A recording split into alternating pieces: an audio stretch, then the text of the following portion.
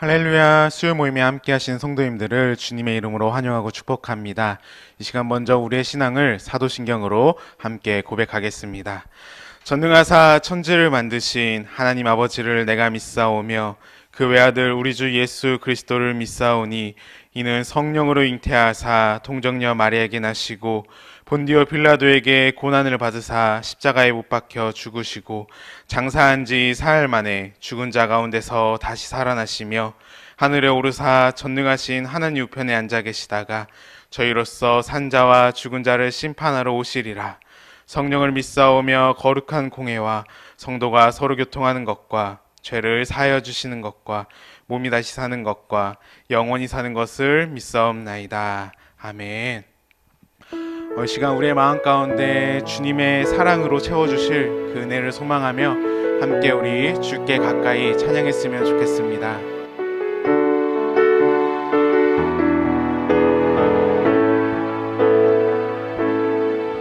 주께 가까이 날 이끄소서. 간절히 주님만을 원합니다. 채워주소서. 주의 사랑을 진정한 찬양 드릴 수 있도록 주께 가까이 날 이끄소서. 간절히 주님만을 원합니다. 채워주소서. 주의 사랑을 진정한 찬양 드릴 수 있도록 목마른 나의 영혼 주를 부르니 나의 맘 만져 주소서. 주님만을 원합니다. 더 원합니다. 나의 맘 만져 주소. 우리 다시 한번 찬양할까요? 주께 가까이 날 이끄소서. 간절히 주님만을 원합니다. 채워주소서. 주의 사랑을 진정한 찬양 드릴 수 있도록 목마른 나의 영혼 주를 부르니 나의 맘 만져 주소서. 주님만을 원합니다. 더 원합니다. 나의 맘 만져 주소서. 정말 우리의 모임 가운데 하나님께서 우리의 상한 마음을 만져주시고 우리의 힘과 구원이심을 경험하는 은혜를 주실 것입니다. 그 은혜를 주시는 하나님께 우리의 믿음의 고백을 함께 찬양했으면 좋겠습니다.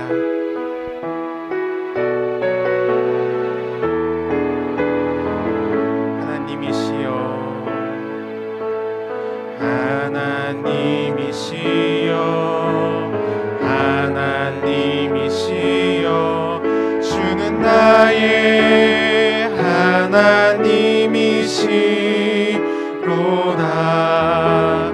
나의 몸과 마음 주를 갈망하며 이제 내가 주께 고백하는 말.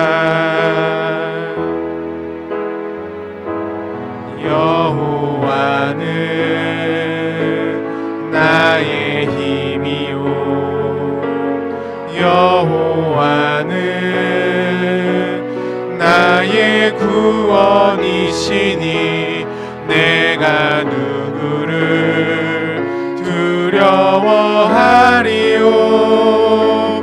여호와는 생명의 피난처시니 주의 인자가 생명보다 나음으로 내 입술이 여호와를 찬양하리. 내 평생에 주를 찬양하며 주의 이름으로 내 손 들리라. 하나님이시여, 하나님이시여, 하나님이시여, 주는 나의 하나님이시로다. 나의 몸과 마음 주를 갈망하며 이제 내가 주께 고백하는 말.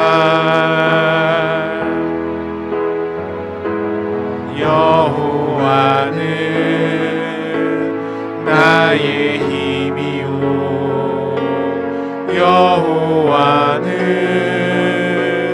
나의 구원이시니 내가 누구를 두려워하리요. 여호와는 생명의 피난처시니 주의 인자가 생명보다 나음으로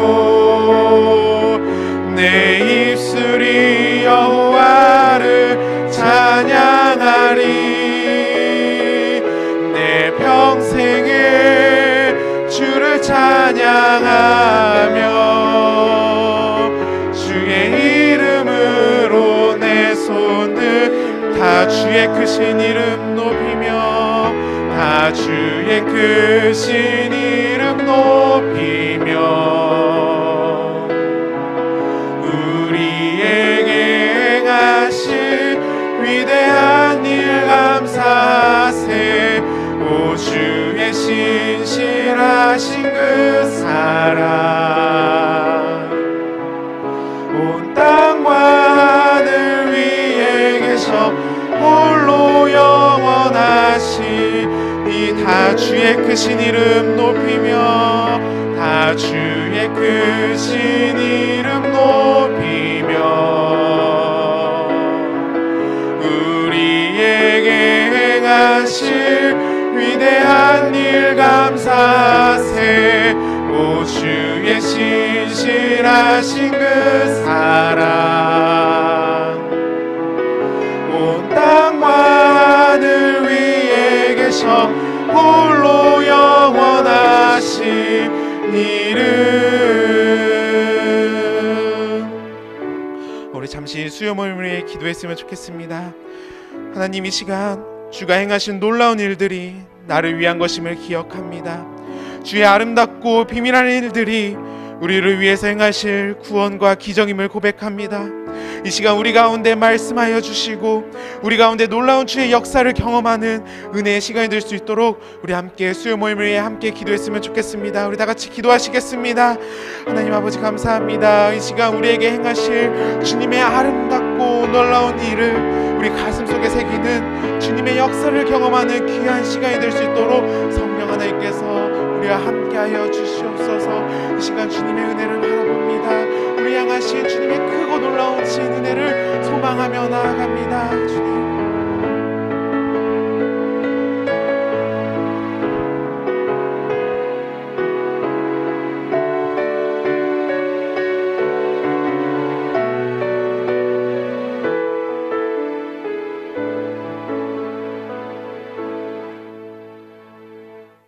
사랑의 하나님, 감사합니다. 오늘 이 저녁에도 저희를 불러주셔서 이렇게 하나님 전 나와 함께 하나님 말씀 배우고 함께 찬양하고 기도할 수 있게 허락하시면 감사합니다. 이 시간 우리 각 사람의 심령을 붙잡아 주셔서 온전히 하나님 앞에 나아가 시간들이 되게 도와주시고 또 우리가 이렇게 하나님 앞에 온전히 나아갔을 때 하나님이 주시는 은혜와 위로와 평강을 맛볼 수 있는 이 저녁이 될 수 있도록 주여 붙잡아 주시옵소서. 특별히 오늘은 다윗에 대해서 배우게 됩니다. 골리앗을 맞섰던 다윗, 정말 골리앗 앞에 서 있는 그 소년 다윗의 모습이 우리의 모습이 아닐까 싶습니다. 세상은 골리앗처럼 우리를 조롱하고 핍박하고 우리를 위협하고 있습니다. 정말 그날의 다윗이 그러했던 것처럼 정말 하나님을 향한 신실한 믿음을 가지고 이 골리앗과 같은 세상을 살아갈 수 있는 우리 모두가 될 수 있도록 주께서 붙잡아 주시고 우리 또한 어떻게 하면 다윗처럼 살아갈 수 있을지에 대해서 함께 고민하고 나눌 수 있는 이 저녁이 될 수 있도록 주여 붙잡아 주시옵소서. 하나님께서 마칠 때까지 함께 좀 있사오며 모든 말씀 예수님의 이름으로 기도드립니다. 아멘. 오늘은 카누 목사님 다락방 교재죠. 사과 소년 다윗과 거인 골리앗이라는 제목을 가지고 사무엘상 17장 38절부터 54절까지 말씀을 좀 살펴봤으면 좋겠습니다. 먼저 서론 말씀을 같이 한번 읽어볼까요? 소년 다윗이 골리앗을 물리치는 전투 장면은 우리에게 너무나 익숙한 것이지만 언제 들어도 드라마틱하고 또 신나는 장면이 아닐 수 없다. 이처럼 우리가 다윗과 골리앗의 전투 장면에 가슴을 졸이다가 다윗이 적장 골리앗을 넘어뜨리는 곳에 이르러서 박수를 보내지 않을 수 없게 되는 것은 이 사건이 가지는 독특한 상황 때문인 것이다. 골짜기 하나를 사이에 놓고 전투에 임하는 다윗과 골리앗의 외적인 조건만 본다면 사울의 말맞다나 소년 다윗은 거인 용사 골리앗의 적수가 절대 되지 못한다. 그럼에도 불구하고 다윗은 예상을 뒤엎고 골리앗을 쓰러뜨렸다. 그 결과 이스라엘을 블레셋을 크게 무찌를 수 있었고 다윗은 이스라엘의 영웅으로 떠오르는 계기가 되었으며 또한 사울의 질투에 불을 붙이는 불씨가 되기도 했다. 오늘 본문을 통해 어떻게 다윗이 쓰러뜨리기에 불가능할 것만 같은 골리앗을 이길 수 있었는지, 이 전투의 영적인 의미는 무엇인지 공부해 보도록 하자. 예, 오늘은 무엇에 대해서 배우죠? 다윗과 골리앗의 싸움에 대해서 배우죠. 지난 시간에 이어서 우리가 다윗과 골리앗의 싸움에 대해서 배우는데, 지난 시간에는 다윗과 골리앗의 싸움의 배경을 배웠다고 생각하면 돼요. 어떻게 다윗이 전쟁에 참여하게 됐고 골리앗에 맞서게 됐는지 그 과정을 쭉 배웠어요. 오늘은 실제적으로 그럼 골리앗과 다윗이 어떻게 싸웠는지, 다윗이 어떻게 골리앗을 이겼는지에 대해서 살펴보고 이를 통해서 우리가 배울 수 있는 점 무엇인지 함께 이야기를 나눠봤으면 좋겠습니다. 우리 1번 문제 같이 한번 읽어볼까요? 본문은 몹시 드라마틱한 사건이다. 냉철한 이성보다는 아이와 같은 순수한 마음이 되어 이 사건을 묵상할 때 감동을 더욱 맛볼 수 있다. 내용을 충분히 숙지하여 자녀에게 들려주듯 먼저 구술해보자. 예, 다락방별로 한번 이야기를 나눠보세요. 한두 사람이 해서 자신의 말로 오늘 본문의 이야기를 쭉 한번 이야기해보세요. 그런 다음에 넘어가면 될 것 같고요. 2번 문제 같이 한번 읽어볼까요? 골짜기 하나를 사이에 놓고 이스라엘과 블레셋이 전투 태세를 갖추고 있었다. 블레셋 진영에서 싸움을 도두는 자가 나왔는데 가드 사람 골리앗이다. 그는 키가 6규빗 한 뼘, 갑옷의 무게가 노 5,000세겔, 창날의 무게만도 철 600세겔이었다. 또 그에게는 부하가 한 사람 있었는데 그는 앞에서 방패를 들고 골리앗을 보호하는 병사였다. 상상해보라. 이 무시무시한 거인이 이빨을 드러내고 으르렁대는 모습을. 포효하는 맹수보다 더 무섭지 않은가? 반면 다윗에 대해서는 성경이 어떻게 증거하고 있는가? 33절에 보면 이렇게 돼 있죠. 사울이 다윗에게 이르되 내가 가서 저 블레셋 사람과 싸울 수 없으리니 너는 소년이요 그는 어려서부터 용사라. 이 소년이란 것은 너희가 어린아이라는 거죠. 어린아이. 특별히 그 당시에 전쟁이었으니까 전쟁에 소집되지 않는 어린아이. 그러니까 전쟁의 소집은 20세가 넘어야지만 되는 거예요. 그래서 다윗은 그때 10대 소년이었던 것 같아요. 그리고 그런데 골리앗은 뭐라고 해요? 어려서부터 용사다. 다르게 얘기하면 너는 어린아이고 군대 경험, 그러니까 전투 경험이 전혀 없는 그런 너는 철부지다. 너는 아직 전쟁 경험도 없고 전투도 경험도 없는 어린아이인데 어떻게 말할 수 있냐? 싸울 수 있냐라고 이야기한 거죠. 사울의 시각에서 보면 다윗은 전혀 골리앗을 맞설 만한 상황이 아니었어요. 단순히 이것은 사울의 시각이 아니죠. 세상의 시각도 마찬가지예요. 일반적인 시각으로 보면 다윗이 골리앗과 맞섰다는 건 말이 안 되죠. 골리앗이 다윗을 보고 나중에 다윗이 골리앗 앞에 맞서러 나왔거든요. 그때 어떤 반응을 보였는지 이 42절은 이렇게 됐어요. 이 블레셋 사람은 골리앗이에요. 둘러보다가 다윗을 보고 업신여겼다고 그랬어요. 왜 업신여겼을까요? 그가 젊고 붉고 용모가 아름다움이라. 그러니까 다윗을 보니까 다윗이 너무 어려워요. 어리고 고와요. 어리고 고운 소년이에요. 그러니까 그걸 보고 업신여겼다라고 되어 있어요. 그런데 블레셋 사람인 골리앗의 입장에서 보면 단순히 그러니까 다윗이 보고 야 저런 꼬마애를 보냈어? 말도 안 되네 황당하다는 생각이 들었을 것 같아요. 뿐만 아니라 모욕감도 들었겠죠. 지금 40일 동안 골리앗이 이스라엘 백성들을 모욕하고 모멸하고 그들에게 치욕을 줬거든요. 야 그런데 너희가 40일 동안 준비해서 겨우 데리고 나온 애가 이런 어린애야? 니네 나 무시해? 저런 애가 나 이길 수 있어? 자기가 모멸감을 느낄 정도로 다윗을 뭐란 거예요? 무시했을 거예요 아마. 그만큼 이게 싸움이 안 된다는 거죠. 그럼 왜 하나님께서 이런 전투를 하게 하셨을까요? 사실은 우리가 이스라엘 역사의 전투를 쭉 보면 꼭 우리가 나중에 배우겠지만 다윗처럼 어린아이들이 나가서 싸우고 물맷돌을 가지고 나가서 싸우지 않아요. 특별히 성경에도 20세 이상의 정말 싸움이 가능한 사람들만 모집하라고 되어 있어요. 그리고 때로는 무기를 가지고 싸워요. 그런데 이 순간만큼 왜 이렇게 했느냐? 결국에 이 싸움의 본질을 보여주는 거예요. 인간 대 인간, 힘 대 힘의 싸움이 아니란 걸 보여주기 위해서 정말 지극히 어린 다윗을 사용하셨던 거예요. 우리 3번 문제 같이 한번 읽어볼까요? 40절을 읽고 마음에 떠오르는 생각을 서로 나누어 보라. 막대기를 들고 매끄러운 돌 몇 개를 고르고 있는 그의 모습에는 너무나 값진 진리가 많이 담겨 있다. 네. 오늘 40절에 보면 이렇게 됐죠. 손에 막대기를 가지고 시내에서 매끄러운 돌 5을 골라서 자기 목자의 제구 곧 주머니에 넣고 손에 물매를 가지고 블레셋 사람에게로 나아가니라. 처음에 다윗이 나가서 싸우려고 했을 때 사울이 뭘 줬냐면 갑옷을 입혀줬어요. 갑옷을 입혀주고 자신의 무기를 줬어요. 그런데 이것들을 다윗이 입지 않죠. 왜요? 자기한테 맞지 않아요. 자기한테 맞지 않아서 이것들을 입지 않고 그냥 평소복과 자기가 잘 쓰고 있는 이 물맷돌을 가지고 나가서 싸우게 됩니다. 참 여기서 재미있는 거 하나는 뭐냐면 사울이 자신의 갑옷을 입히거든요. 자신의 군복을 입혀요. 사실은 사울은 몰랐지만 자신도 모르게 왕이 입던 옷을 다음 차기 왕인 다윗에게 입혀주는 거예요. 그러니까 자기도 몰랐죠. 왕위를 이양하는 것처럼 마치 자신의 옷을 건네준 거예요. 그런데 이 갑옷과 이 무기를 사용하지 않아요. 왜냐하면 맞지 않아서. 물론 맞지 않아서 사용하지 않은 것도 있는데 보다 본질적으로는 이 싸움의 본질을 보여주기 위한 거예요. 이 싸움의 승패는 우리의 힘 대 힘의 싸움이 아니에요. 우리가 능력이 있느냐 없느냐.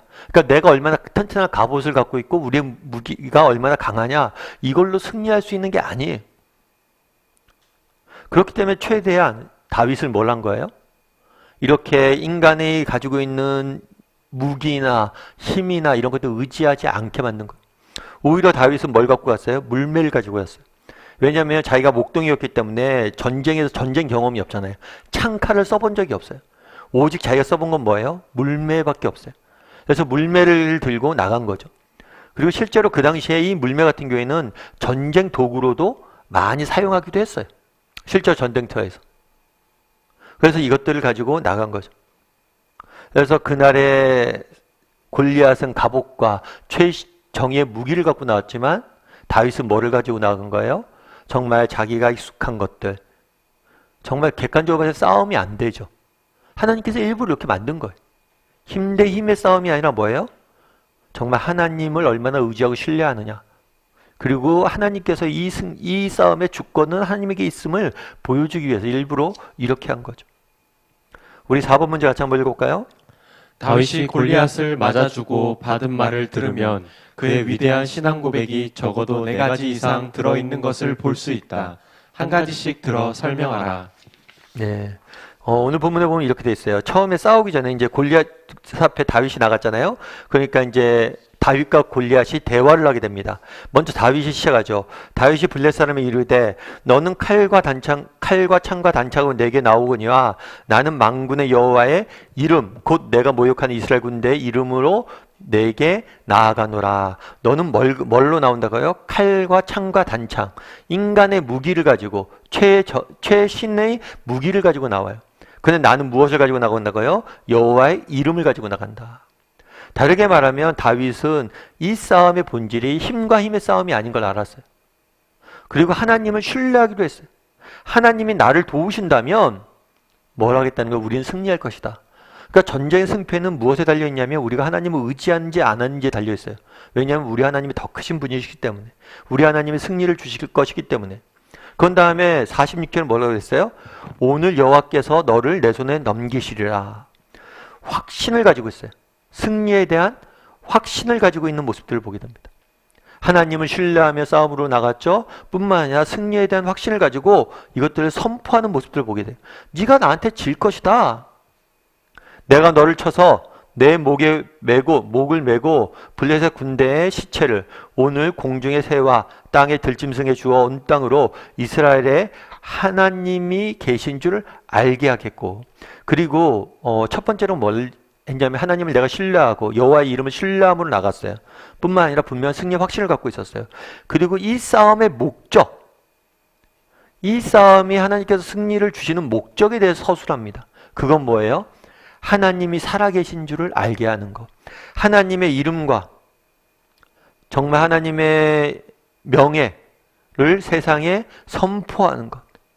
이것이 이 싸움의 목적이란 것. 궁극적으로 이 싸움을 통해서 우리가 전해야 할 건 뭐냐? 하나님이 살아계시고 하나님이 지금도 이 땅을 다스린다는 것을 선포하는 것. 그것이 이 싸움의 궁극적인 추구하는 목적이란 거죠. 그런 다음에 또 뭐라고 되어 있냐면 또 여호와의 구원하심이 창과 칼에 있지 아니함은 이 무리에게 알게 하리라. 전쟁은 여호와께 속했으니 너희를 내 손에 넘길 것이다. 전쟁은 뭐에 속했다고요? 여호와께 속했다. 하나님 앞에서 인간이 가지고 있는 창과 칼, 이거는 인간의 힘은 너무나 연약한 것이란 거예요. 정말 우리가 보기에 그렇죠. 초등학생들이 뭐 보면 그렇잖아요. 초등학생들이 보면 내가 좀 더 크다, 내가 좀 더 크다, 서로 키 자랑하잖아요. 그런데 어른이 보기에 뭐예요? 아이고 둘 다 작은데 뭘 나중에 더 커라. 지금 뭐 힘 크고 작네 하고 있냐. 하나님이 보시기에 우리의 인간의 힘이란 것은 아무것도 아니에요. 그래서 하나님을 우리가 신뢰하는 것, 또 승리를 확신하는 것, 그리고 이 싸움의 목적과 그 다음에 인간의 연약함을 깨닫는 것. 이 오늘 본문에 짧지만 정말 많은 다윗의 신앙 고백이 들어있어요. 여러분들도 한번 최소 4가지 들어있으니까요. 쭉 한번 자기가 오늘 본문을 통해서 읽고 느끼고 깨달은 바를 쭉 다락방별로 각자 이야기를 좀 나눠보면 좋을 것 같아요. 그런 다음에 5번 문제 같이 한번 읽어볼까요? 빈틈없이 중무장한 골리앗이 왜 죽었는가? 뭐라고 되어 있냐면 손을 주머니에 넣고 돌을 가지매 물매로 던져 블레셋 사람의 이마를 치매 돌이 그의 이마에 박히니 땅에 엎어지니라. 골리앗의 이마에 돌을 맞고 죽게 돼요. 그 당시 골리앗의 모습을 우리가 앞에서 서술하고 있죠. 엄청난 큰 키에 정말 갑옷과 투구를 쓰고 완전 무장되어 있어요. 그런데 유일하게 무장이 안 된 곳이 있죠. 그게 어디예요? 얼굴이죠. 앞을 봐야 되니까. 그런데 정확히 골리앗의 약점을 정확히 다윗이 돌을 던져서 무너지는 모습들을 보게 되는 거죠. 그래서 대개 이 사실에 대해서 어떤 목사님이 이렇게 이야기했어요. 몸집이 너무나 커서 사울과 이스라엘 군대를 공포에 몰아넣었던 골리앗은 다윗이 볼 때 돌로 맞추지 못하기에는 너무나 큰 관역이었다. 이스라엘 군대와 사울이 공포에 떨었어요. 왜요? 몸집이 너무나 컸어요. 이걸 보고 공포에 떨었는데 다윗이 볼 땐 뭐예요? 이건 최대의 약점이란 거예요. 오히려 더 좋다는 거예요. 맞추기가 더 쉽다는 거예요. 참 아이러니한 거죠. 그럼 우리는 어떨까요? 우리는 사울의 입장에서 세상을 바라봅니까? 다윗의 입장에서 바라봅니까? 사울과 이스라엘 군대 입장에서는 이건 두려움의 대상이에요. 하지만 다윗의 입장에서 뭐예요? 오히려 더 좋은 거예요. 오히려 적의 약점이 되는 거예요. 너무나 큰 관역이었다. 멋진 표현이죠. 우리 6번 문제 같이 한번 읽어볼까요? 인간이 아무리 완전 무결한 준비를 했다 할지라도 하나님의 눈에는 허점이 노출될 수 있다. 자신의 완벽함을 너무 과신한 나머지 그것으로 망하는 예가 많다. 인간의 교만이란 하나님의 눈에는 물맷돌 하나로 끝장나는 하찮은 것이다. 당신은 무의식 중에 자신의 완벽함을 의존하고 은근히 교만하거나 안심하는 일이 없는가? 당신이 항상 조심해야 할 이마의 작은 구멍은 무엇이라고 생각하는가? 한번 이야기를 좀 나눠보세요. 그날의 골리앗이 갑옷으로 중무장하고 왔잖아요. 그런데 그 중무장 갑옷도 하나님 보시기에는 그냥 물맷돌 하나로 넘어뜨릴 만큼 아무런 소용이 없는 거예요. 그런데 우리도 이런 것들이 있지 않냐는 거예요. 예전에 이재철 목사님이 계세요. 지금은 백주년 기념교회에서 사역하다가 은퇴하셨죠. 근데 이재철 목사님이 책에 보면 그런 얘기를 하더라고요. 자기는 생일이 2개라고. 그래서 왜 생일이 2개인가 보니까 처음에 첫 번째 생일은 자기가 태어난 날이에요. 그래서 두 번째 생일은 언제냐면 자기가 암 선고를 받은 날이에요. 어느 날 갑자기 암 선고를 받게 됐습니다. 그러니까 갑자기 어느 날 갑자기 암 선고를 받으니까 모든 게 삶이 바뀌는 거죠. 모든 게 다 정말 달라지는 거죠. 그런데 이 암 선고를 받고 나서 깨달은 게 있대요. 자기가 이때까지 자기가 가진 지혜, 지식, 능력, 그리고 자기가 지켜왔던 건강, 이 모든 것이 갑옷인 줄 알았대요. 이런 것들이 자기를 지켜줄 줄 알았다는 거예요. 나 남들보다 똑똑하고, 너 남들보다 더 열심히 살았고, 남들보다 건강관리 열심히 하고 있고, 이 모든 게 나를 지켜주는 갑옷이라고 생각했대요. 그런데 그것은 갑옷이 아니라 갑옷 끝에 달겨 있는 하나의 솔기에 지나지 않는다고. 그런 거는 아무것도 나를 지켜줄 수 없음을 깨닫게 된다. 그래서 그것들을 깨닫고 정말 인간이란 건 하나님의 은혜로밖에 살 수 없는구나 라고 생각하고 느끼고 다른 관점에 살아가게 되는 거예요. 그래서 두 번째 생일이 그때인 거예요. 암 선고를 받은 날. 그 다음부터 정말 하나님만의 은혜만을 의지하며 살아갔다는 거예요. 그럼 우리는 어떠냐는 거예요. 우리도 그런 게 있지 않냐는 거예요. 정말 나반의 갑옷, 여러분이 가진 지식, 지혜, 능력, 혹시 건강, 여러분이 갖고 있는 특별한 재능, 아니면 여러분이 갖고 있는 배경, 학력, 아니면 여러분들이 갖고 있는 재력, 이런 것들이 내 갑옷이 돼 있지 않냐는 거예요. 나 그것들을 의지하고 그것들을 날 지켜줄 거라고 생각하고 살아가지 않냐는 거예요. 여러분, 정말 우리가 아무리 많은 것들 가져도 그것이 우리를 결코 지켜주지 못합니다. 정말 우리가 아무리 능력이 뛰어나도 그것이 우리를 지켜주지 못해요. 그걸 알아야 돼요. 우리 인생의 삶은 어떻게 사는 거예요? 은혜로 사는 거예요. 은혜로 사는. 여러분, 정말 여러분들이 이때까지 내가 갑옷을 의지하고 살았다. 그러면 쓰세요. 오늘 다락방 교재. 내 두 번째 생일은 오늘입니다. 오늘부터 내가 아니라 정말 내가 가진 갑옷이 아니라 갑옷 솔기임을 깨달았사오니 오늘부터 은혜로만 살겠습니다. 라고 적어야 돼. 그래서 한번 다락방별로 나눠보세요. 정말 나에게 갑옷이 무엇인지. 그 다음에 7번 문제 같이 한번 읽어볼까요? 같이 읽도록 하겠습니다. 이스라엘의 전쟁은 항상 하나님 자신과의 싸움이었다. 그러므로 전쟁의 승리는 말, 병거, 군대의 수에 달려있지 않았다. 어린 다윗은 이 사실을 너무 잘 알고 있었다. 이스라엘이 잊지 말아야 할 전쟁 준비는 철저한 믿음과 순종뿐이었다. 그 사례를 한두 개 들고 이유를 설명해보라. 오늘 다윗이 여호와의 이름으로 나가잖아요. 그런데 이게 처음 일어난 게 아니란 거예요. 처음 있었던 일이 아니에요. 이건 과거 이스라엘의 역사 속에서 늘 반복되었던 일이에요. 그리고 다윗은 어려서부터 배웠을 거예요. 이스라엘들 이것들 다 배웠을 거예요. 배웠기 때문에 과거에 이렇게 하나님께서 역사하셨기 때문에 오늘도 이렇게 역사하실 것이다 라는 걸 깨달았을 거예요. 그럼 과거 이스라엘 역사 속에서 가장 빛나는 사건 어느 사건이에요? 출애굽 사건이죠. 그리고 출애굽을 한 다음에 홍해를 건넌 사건이죠. 이 사건은 하나님을 모르는 사람도 아는 이야기예요. 정말 예수를 믿지 않는 사람도 이 사건은 다 알죠. 모세가 이스라엘 사람들 데리고 홍해를 건넜다는 사실을.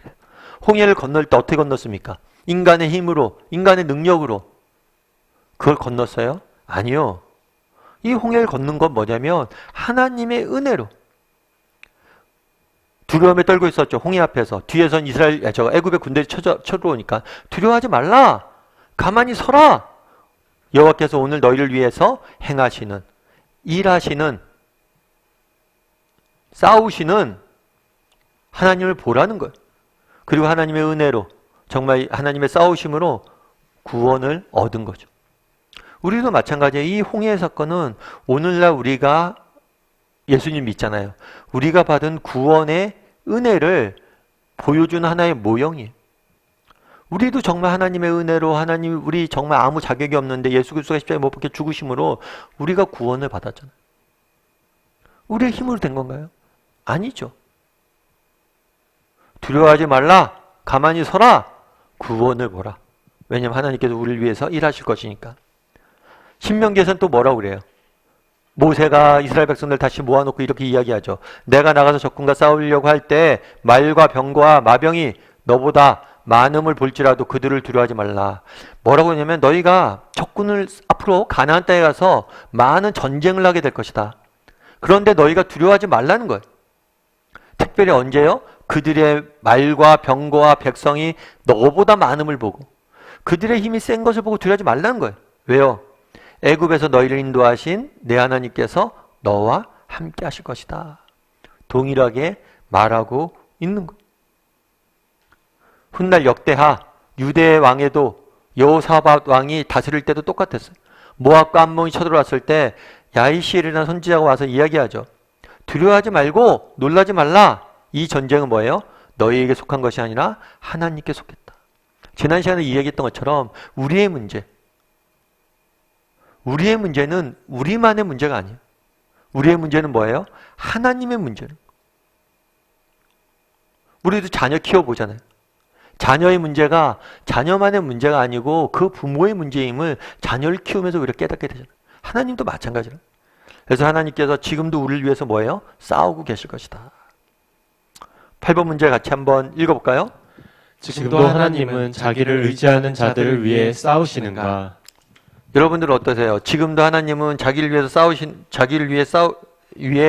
의지하는 자를 위해서 싸우시는가? 싸운다고 믿으세요? 아까 보세요. 다윗이 오늘 처음 있었던 일이 아니죠? 다윗이 어떻게 이렇게 고백할 수 있었어요? 과거 역사 속에 일어났던 일들을 반복했잖아요. 역사 속에서. 출애굽 때 일어났었잖아요. 하나님 싸우신 걸 봤잖아요. 그리고 신명기에서 명령하셨잖아요. 야, 두려워 말라. 내가 싸울 거라. 과거의 역사를 통해서 그리고 하나님의 말씀을 통해서 다윗은 확신을 가질 수 있었던 거예요. 우리도 마찬가지라는 거예요. 우리가 왜 성경을 배웁니까? 왜 다윗의 이야기를 배워요? 다윗을 위해 싸우셨던 하나님께서 오늘 우리를 위해서 동일하게 싸우신다는 거예요. 여러분들은 이것을 믿으세요? 정말 이것들에 대해서 확신을 가졌고 진짜 믿고 있는지 한번 이야기를 나눠봤으면 좋겠어요. 제가 아는 권사님 한 분이 계세요. 그 권사님 같은 경우에 이제 아들이 군입대를 하게 됐어요. 아들이 군입대를 하게 됐는데 군입대라면 이제 정할 수가 있잖아요. 내가 어떤 군사로 되겠다. 그래서 이 사람이 뭘 신청을 했냐면 통역병을 신청을 했어요. 그래서 통역을 하면서 군생할 수 있도록. 그래서 열심히 준비했죠. 그래서 통역병을 신청했는데 잘 되지 않았어요. 떨어졌어요. 그래서 일반 병으로 군대를 가게 됐습니다. 일반 병으로 군대를 가게 됐는데 뭐 그냥 그렇게 해서 아들이 갔어요. 갔는데 아들이 이렇게 통역병으로 가려고 했는데 못 갔는데 일반 병으로 왔는데 어떻게 됐냐면 훈련소에서 훈련 끝나고 자대 배치받는데 혹시 여기서 영어 할 줄 아는 사람 해서 보니까 이 사람 통역병으로 이렇게 지원했던 경력이 있었던 거예요. 그러니까 이걸 계기로 해서 서울에 서초구에 있는 작은 부대가 있대요. 거기에 부대에 편성이 된 거예요. 그래서 나중에 자대를 배치받았는데 우리 집에서 제일 가까운 부대에 됐더라고요. 그래서 주변 사람들이 막 묻더래요. 뭐라고 묻냐면 야 무슨 빽이 있어서 그렇게 아들이 이렇게 가까운 데서 군생활해? 그랬더니 그 권사님이 내가 빽이 있긴 빽이 무슨 빽이 있어. 하나님께 기도했지. 참 재밌잖아요. 뭐가 재밌었냐면 이 권사님께서 자기가 막 열심히 준비했어요. 아들이. 그래서 아들이 계획해서 만약에 통역병을 열심히 준비해서 통역병이 됐다면 그것도 좋겠죠. 근데 안 되게 하셨어요. 오히려 인간의 노력은 무력하게 만드셨어요. 그런데 그 노력을 또 써서 뭘 한 거예요? 더 좋은 곳으로 인도하셨던 거예요. 참 놀라운 거죠.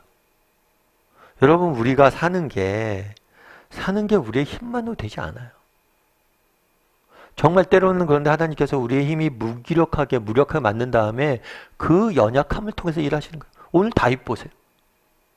왜 다윗이에요? 이스라엘 사람들에게 보라는 거예요. 정말 저 어린 다윗, 아무런 무능한 저 사람이 저렇게 이기는데 너희가 정말 다윗보다 너희가 강하지 않냐? 다윗보다 너희가 크지 않냐? 너희가 정말 다윗과 같은 마음은 나를 의지한다면 너희는 더 크게 쓰지 않겠냐는 거예요. 소년 다윗도 이겼는데 이스라엘 군대들이 정말 하나님 의지하면 이기지 않겠어요? 그럼 우리의 문제는 뭐예요? 하나님을 의지하지 못하는 거예요. 우리가 정말 하나님을 의지하면 하나님이 일하시는데. 그래서 하나님을 의지할 수 있어야 되는 거예요. 한번 나눠보세요. 지금도 하나님께서 우리를 위해서 싸우신다고, 우리가 하나님을 의지할 때 우리를 위해서 싸우신다는 확신이 있는지. 정말 우리가 확신이 없으면 안 돼요. 그럼 세상 어떻게 살 거예요? 이 험한 세상을. 정말 우는사자같이 끊임없이 세상이 우리를 삼키려고 하잖아요. 이 세상을 어떻게 살 거냐는 거. 9번 문제 같이 한번 읽어볼까요? 전쟁이 하나님의 손에 있다고 해서 다윗은 가만히 있지는 않았다. 믿음과 행함 사이에는 어떤 관계가 있는가? 10편 18편 29절에 이렇게 되어 있죠. 내가 주를 의지하고 적군을 향하여 달리며 내 하나님을 의지하고 담을 뛰어넘나이다. 믿음이 있었어요. 믿음이 있었는데 가만히 있었나요? 아니에요. 믿음이 있기 때문에 뭘 했어요? 행동했어요. 그날의 다윗이 가만히 있지 않았어요. 물맷돌을 쥐고 나가서 싸웠어요. 우리 기독교는 게으른 종교가 아니에요. 정말 감나무 밑에서 감 떨어지길 기다리는 사람들이 아니에요. 오히려 우리는 믿음이 있기 때문에 보다 적극적으로 행동하는 사람이에요. 왜요? 믿음이 있으니까.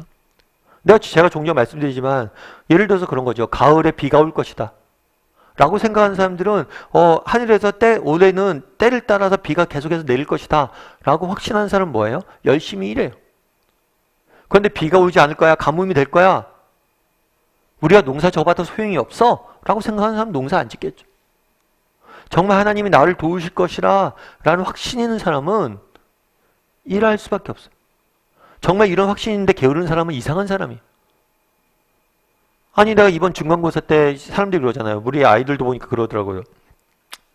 요즘은 고등학교, 대학교 입시가 조금 그래서 내시, 수시도 있고 정시도 있고 그런 내신을 포기한 애들이 있다고 그러더라고요. 나는 정시에 수능에 집중할 거야 이러면서. 내가 내신을 열심히 관리하면 내신을 갖고 좋은 대학교 갈 수 있다라고 믿는 사람들 뭐예요? 열심히 관리하고 공부하겠죠. 그런데 아무리 해도 안 돼 라고 생각하는 사람들은 공부하기가 쉽지가 않아요. 마찬가지로 우리가 열심히 하면 하나님께 도우실 것이고 우리가 승리할 것이다 라고 확신 있는 사람들 뭐예요? 열심히 할 거란 말이에요. 그런데 그렇지 않은 사람들은 못하는 거예요. 우리는 확신이 있기 때문에 더 열심히 일해야 되는 거예요. 10번 문제 같이 한번 읽어볼까요?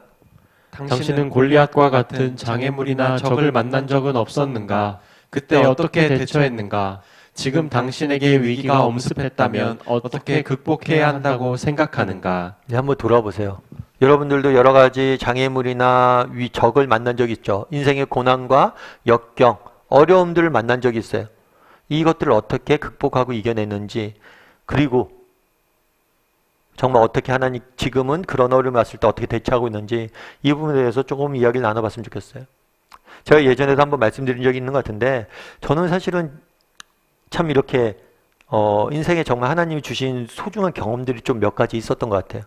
그 중에 하나는 뭐였냐면 원래는 제가 대학교 때는 신학을 전공하지 않았어요. 그러다가 나중에 직장 다니다가 신학을 전공하기로 결심을 하고 신학대학원을 갔죠. 신학대학을 가서 1학년 때는 사역을 안 했어요. 사역을 안 하다가 여름방학 때쯤에 내가 사역을 해야겠다라고 생각하고 기도하고 있었어요. 기도하고 있었는데 어느 날 교회에서 제가 그때는 봉사를 하고 있었거든요. 봉사를 하고 있었는데 전화가 왔어요. 교회에. 특별히 제가 전산실에서 봉사하고 있었거든요. 그 당시 이제 교회 홈페이지 관리하고 또 목사님 이렇게 뭐 설교 같은 거 이렇게 작업해서 올리고, 제가 신문방송학과를 나왔기 때문에 그때 홈페이지 만들고 영상 작업들 좀 막 교회를 위해서 봉사를 많이 했어요. 봉사를 주로 많이 했는데, 주로 목사님 설교 봉사를 언제 했냐면 주일날 설교 작업하고 그러면 월요일날 보통 작업을 많이 했거든요. 그 당시에는 지금처럼 장비가 좋지 않았어요. 꽤 시간이 많이 걸렸어요. 이 영상, 동영상 작업을, 동영상 하나를, 클립 하나를 만드는데도. 그래서 월요일날 주로 작업을 많이 했어요.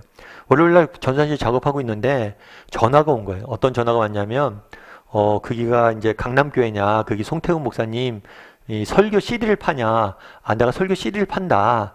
그러면 자기가 그걸 사고 싶은데 좀 자기한테 보내줄 수 있냐? 아, 내가 보내줄 수 있다. 그리고 그냥 제가 드리겠다. 그러냐? 그래갖고 자기가 누구냐? 그랬더니 어느 교회에서 사역하는 목사님이시라고 그러더라고요. 아, 그러면 제가 알았다. 그쪽으로 보내드리겠다.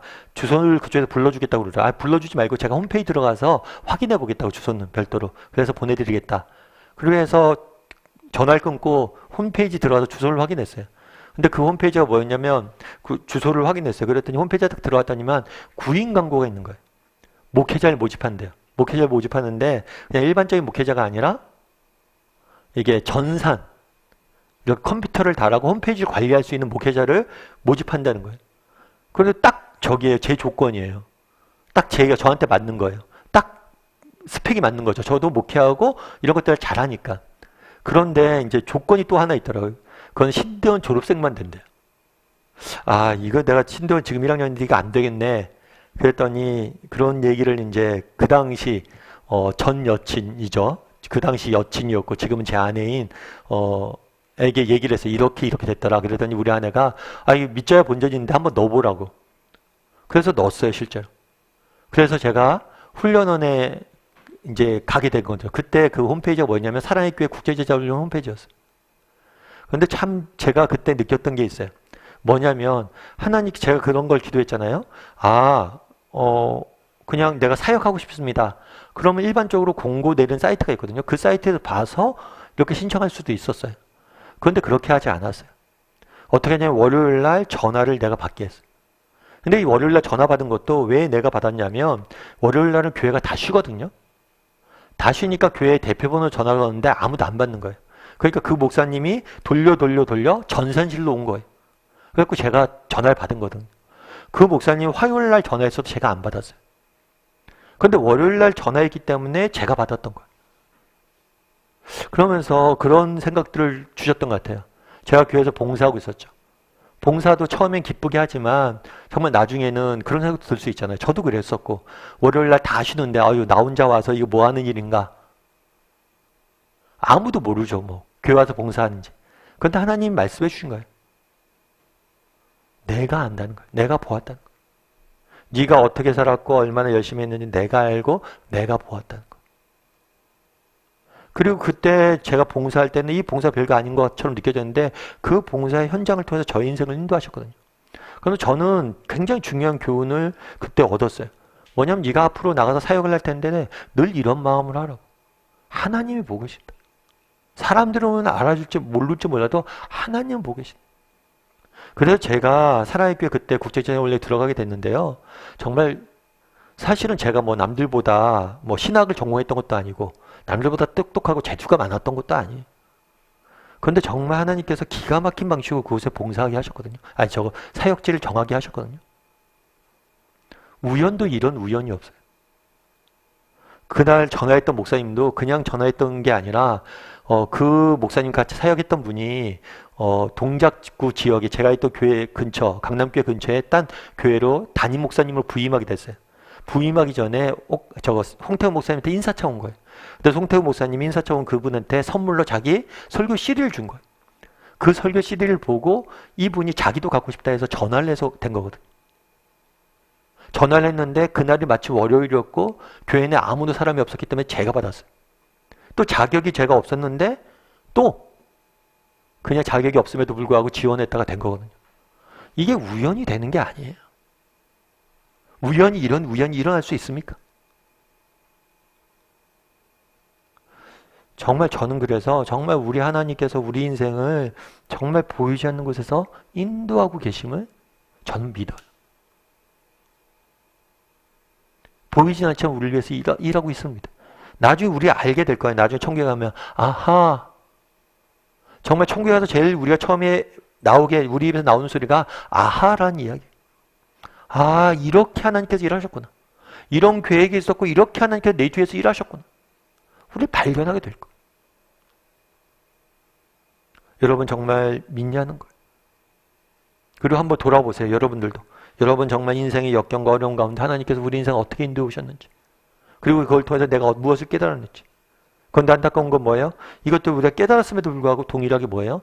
문제를 만났을 때 지금 두려움에 떨고 있지 않은지, 과거의 은혜로 들어가서 동일하게 지금 대처해야 된다는 거예요.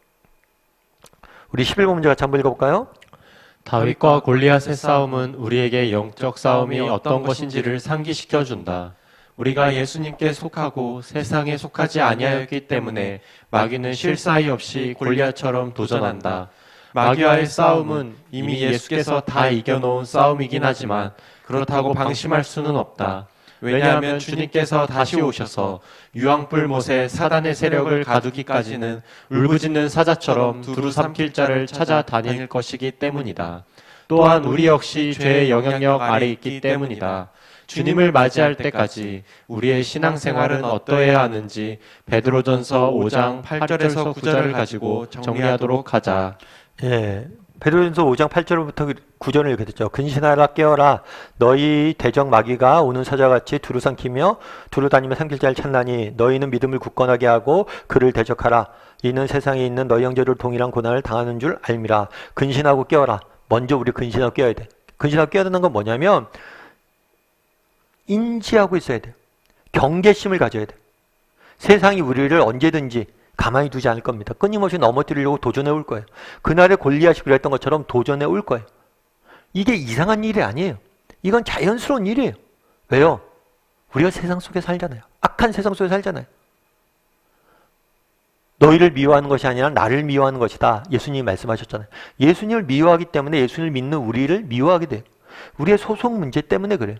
그래서 늘 근신하고 깨어 있어야 돼요. 근신하고 깨어있는 가장 좋은 방법은 신약성경에서 뭐라고 얘기해요? 기도예요, 기도. 여러분 늘 항상 기도해야 됩니다. 정말 인생의 문제가 닥치기 전에 기도해야 돼요. 그래야지 닥쳐서도 기도할 수 있어요. 그래서 늘 수시로 인생의 문제가 있거나 없거나 항상 기도할 줄 아는 사람이 되어야 돼요. 이거 한번 점검해 보세요.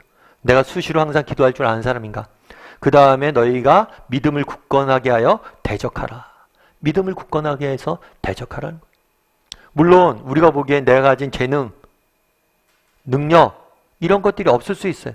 하지만 우리가 정말 그동안 하나님 앞에 정직히 믿음을 갖고 성실히 살았다면 우리에게 있는 문맷돌을 가지고 하나님께서 놀라운 일들을 이루실 거예요. 저는 그렇게 믿어요. 다윗이 그날 그러죠. 저도 개인적으로 제 인생 가운데 그런 것들 경험했어요. 제가 정말 대학교 때 경험했던 것들, 대학교 때 배웠던 것들, 정말 내가 그렇게 성실히 봉사했던 것들, 이런 것들 다 쓰셔서 하나님께서 제 인생을 인도했던 걸 또 맛보았어요. 마찬가지란 거예요. 정말 우리는 가진 게 없을지 모릅니다. 하지만 우리 하나님께서 우리에게 주신 경험들이 있어요. 이 경험들은 단 하나도 낭비되지 않아요. 정말 아무리 사소한 경험이라고 해서 하나님께서 이것들을 다 모아서 큰 그림을 그리시고 일하실 거예요. 그런 믿음을 가지고 도전하라는 거예요. 도전. 맞서 싸우라는 거예요. 담대히. 그래서 우리에게 항상 깨어있는지, 그리고 담대함을 가지고 세상 속에서 살아갈 수 있는 사람인지 점검하고 또 그렇게 또 세상 속에서 기도하면서 담대히 맞설 수 있는 저와 여러분이 되기를 주님의 이름으로 소원합니다. 이런 것들이 한번 다락방별로 점검해 보세요. 자, 이 시간 우리 함께 찬양했으면 좋겠는데요. 찬양하실 때 세상의 유혹 시험이 함께 찬양했으면 좋겠습니다. 정말 그날의 다윗의 고백처럼 전쟁은 하나님께 속했습니다. 우리에게 속한 것이 아니에요. 하나님께 속했고 우리 아버지 되신 하나님께서 우리를 위해서 일하고 계시고 싸우고 계시고, 비록 우리는 부족하지만 우리의 부족함을 가지고 정말 강한 자들을 부끄럽게 하실 거예요. 그런 믿음을 가지고 살아있던 고백을 담아서 우리 이 시간 같이 세상의 유혹 시험이 함께 찬양하도록 하겠습니다.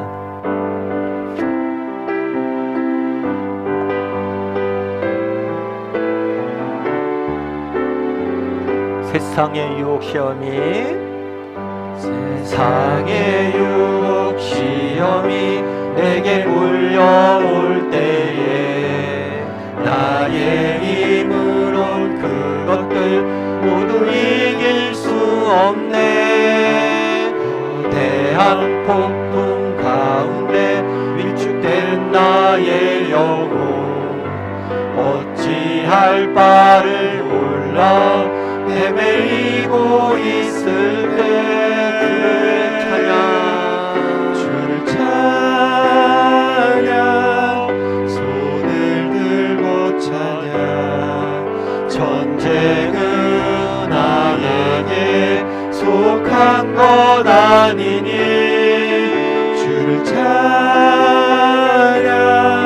손을 들고 찬양 전쟁은 하나님께 속한 것이니 거짓과 속임수로 가득 찬 세상에서 어디로 갈지 몰라 머뭇거리고 있네. 주의 권세 잡은 자 지금도 우리들은 실패와 절망으로 넘어뜨리려 하네. 주를 찬양 손을 들고 찬양 전쟁은 나에게 속한 것 아니니 주를 찬양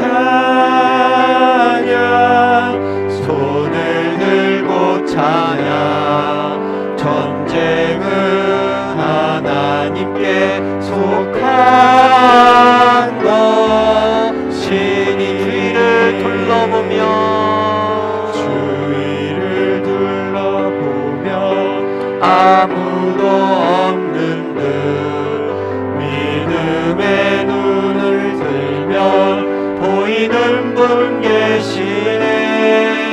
지금도 내 안에서 역사하고 계시는 사망과 어둠의 권세 물리치신 예수님 찬양 주를 찬양 손을 들고 찬양 전쟁은 나에게 속한 것 아니니 찬양 주를 찬양 손을 들고 찬양 전쟁은 하나님께 속한 것이니. 우리 함께 기도했으면 좋겠습니다. 기도하실 때 정말 나에게는 나의 갑옷은 무엇인지, 정말 그날의 골리앗이 갑옷을 의지하다가 물맷돌 하나에 넘어지는 모습을 보게 됩니다. 이런 골리앗의 모습이 우리의 모습은 아닌지, 나는 정말 하나님 외에 다른 무엇인가 의지하며 그것이 나를 지켜줄 거라고 믿고 살아가는 사람은 아닌지, 나의 갑옷이 무엇인지 정말 깨닫게 도와달라고 기도했으면 좋겠습니다. 그리고 그 갑옷을 내려놓고 오직 하나님만을 의지하며 은혜로 살겠다라는 고백을 하며 살아갈 줄 아는 사람이 되게 해달라고 이 시간 함께 기도했으면 좋겠습니다. 또한 기도하실 때 그날의 다윗이 그러했던 것처럼 정말 하나님만을 바라보고 하나님만을 의지하고 나가게 해달라고. 우리 주님이 눈앞에 보이지 않지만 우리도 오늘 우리를 위해서 싸우고 있습니다. 오늘도 그날의 다윗을 위해 싸웠던 하나님께서 오늘도 우리를 위해 싸우고 계십니다. 그 사실을 믿고 어떤 역경 어려움 가운데서도 담대히 맞서 나아갈 수 있는 믿음을 달라고 기도해 주시고, 마지막으로 베드로전서의 말씀처럼 우리가 늘 깨어서 기도하고 또 담대히 하나님 앞에 나가 용기를 가지고 세상을 살아갈 수 있는 사람이 되게 해달라고 오늘 말씀 기억하면서 함께 기도했으면 좋겠습니다. 또한 기도하실 때 우리를 정말 기도하실 때 정말 이 나라에 있는 민족을 위해서 또 교회 공동체를 위해서 하나님께서 정말 여러 가지 어려움으로 정말 경제적인 문제로 환율로 여러 가지 문제들로 인해서 이 나라가 너무나 어려운 상황이 있는데 하나님 지켜주시고 붙잡아 달라고 이 나라를 구원해 달라고 기도해 주시고 또 몸된 교회를 위해서 정말 하나님의 교회 세우셨사오니 하나님께서 교회를 통해서 이 지역사회 빛과 소금의 역할을 감당하고 아름답게 하나님 앞에 쓰임받을 수 있는 다윗과 같은, 그래서 이 세상 골리앗을 무너뜨리는 다윗과 같은 교회가 되게 해달라고 이 시간 목소리로 같이 기도하도록 하겠습니다. 같이 기도하시겠습니다.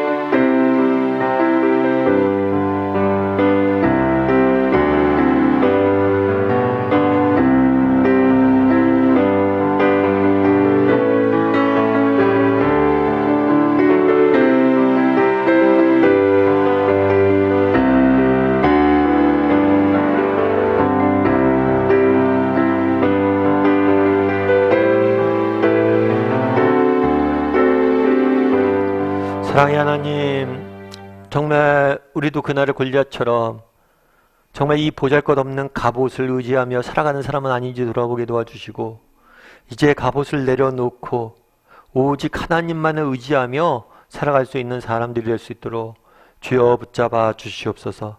그날에 다윗에게 승리를 주셨던 하나님께서, 그날에 다윗을 위해서 싸우셨던 하나님께서, 그날에 이스라엘 백성들 위해서 일하셨던 하나님께서 오늘 우리를 위해서 보이진 않지만 일하고 계시고 싸우고 계시고 정말 우리를 위해서 길을 열고 계심을 기억하고 하나님만을 날마다 의지함으로 담대히 세상 속에 나아갈 수 있는 우리 모두가 될 수 있도록 주여 붙잡아 주시옵소서. 우리가 깨어야 되겠습니다. 날마다 기도함으로 깨어 하나님만을 의지하게 도와주시고, 또 담대함으로 믿음을 가지고 세상 속에서 당당히 나갈 수 있는 정말 하나님의 백성이란 자부심을 가지고 살아갈 줄 아는 우리 모두가 될 수 있도록 주여 붙잡아 주시옵소서. 이 나라가 너무나 힘듭니다. 아버지, 정말 환율과 정말 금리와 정말 물가와 모든 것이 최악으로 달려가고 있습니다. 하나님, 당신이 지켜주셔야 되겠습니다. 하나님, 이 나라의 민족을 불쌍히 여겨주시고 우리가 다시 한번 회개하고 돌아가오니 하나님 이 나라를 살려주시옵소서. 정말 기도하는 우리를 봐서라도 하나님께서 정말 소돔과 고모라 같은 땅도 기도하는 의인 10명 있다면 살리실 것이라고 하셨사오니 정말 우리가 의인이 되어서 기도하게 도와주시고 우리를 통해서 이 나라를 구원할 수 있는 은혜를 맛볼 수 있도록 도와주시옵소서. 아버지 하나님, 우리 교회가 다윗과 같은 교회가 되길 원합니다. 정말 하나님이 주신 물맷돌을 가지고 이 세상에 하나님의 이름을 선포하는 교회가 되길 원합니다. 하나님의 이름을 알리는 교회가 되길 원합니다. 하나님, 그날에 다윗을 사용하셨던 것처럼 우리 교회를 그렇게 사용하여 주시옵소서. 하나님께서 우리와 함께 할 줄 믿사오며 모든 말씀 예수님의 이름으로 기도드립니다. 아멘. 하늘에 계신 우리 아버지여, 이름이 거룩함을 받으시오며 나라의 임하옵시며 뜻이 하늘에서 이루어진 같이 땅에서도 이루어지이다. 오늘날 우리에게 일용할 양식을 주옵시고 우리가 우리의 죄 진 자 사하여 준 같이 우리의 죄를 사하여 주옵시고 우리를 시험에 들게 하지 마옵시고 다만 악에서 구하옵소서. 대개의 나라와 영광이 아버지께 영원히 싸움나이다. 아멘.